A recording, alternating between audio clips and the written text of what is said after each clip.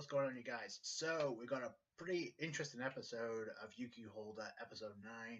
And the thing about it is, this was a way more down to earth episode than the previous three we've been getting. But by the end, we still got a lot of answers to a lot of questions. First off, we start off by finding out, I guess Yukihime let Fate Avarankas go. He was sealed underground, and so he was let go. So I kind of felt like something was going to happen that way. So yeah, that makes sense. Very down to earth. I guess Tota trying to ask Yukihime for some answers. Yukihime giving him the cold shoulder, although we come to find out she was doing it in order to protect Tota so he doesn't get mixed up in all this. But then she gets a motivational speech, a pretty good speech from Ayaka. We get the return of Ayaka in the series, so that was kind of cool. We also got introduced to her granddaughter, Mizore Yukihiro, which she's obviously more of an antagonist than anything else. It's like every other female in this series, she's got a thing for Tota, so that follows the trope. And the thing about it is Yukihiro kind of mentions the whole thing about Negi Springfield. Back in the day, he had a group of harem, 30 classmates who were pretty much his harem, including Yukihime. It was like, I guess Evangeline was included to the list because she admitted she had feelings for Negi by the end of this. So I thought that was kind of cool. So by the way, for she described herself as a non-immortal, so she's a normal human. She has tremendous speed because she was able to speed blitz past Tota to a point where he was forced in order to respond. So she spins him around, then Tota blocks it and then flies out the window. And he's like, I got carried away there because you caught me off guard. So that's kind of a nice little change. Every scene we film or character we've gotten to this point has pretty much been immortal. So that's a nice little change.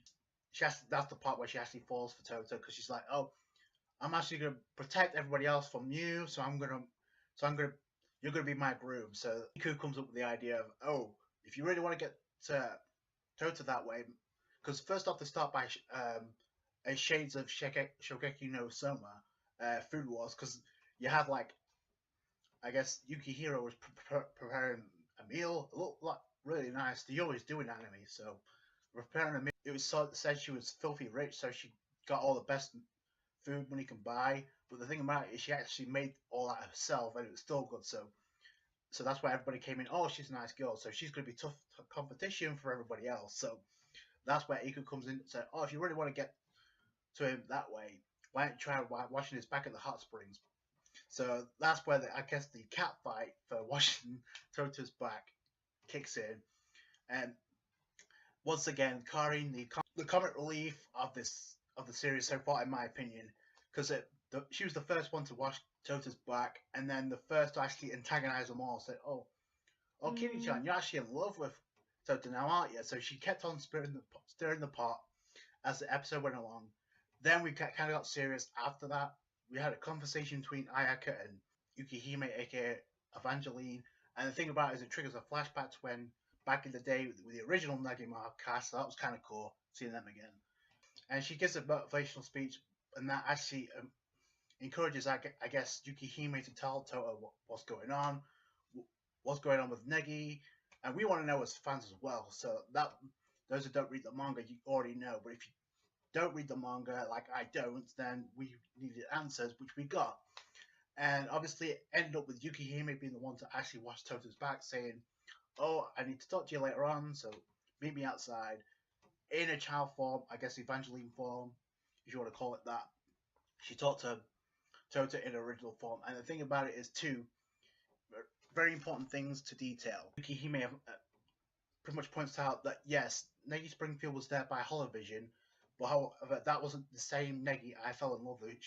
She actually confessed she was still in love with him. So something going on, obviously, and I knew something was up the moment that conversation was cut short. So apparently, Negi Springfield, back in the day, 20 years ago, defeated a mage, or was the mage of the beginning, known as Lada Both. I believe that's how it's pronounced, right?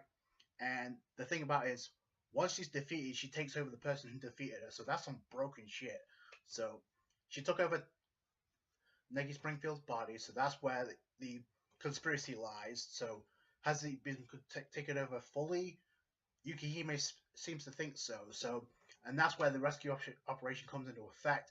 Plus, we also get the reveal that Fate wants to do the same thing. However, he has his own methods, so he wants to do it solo.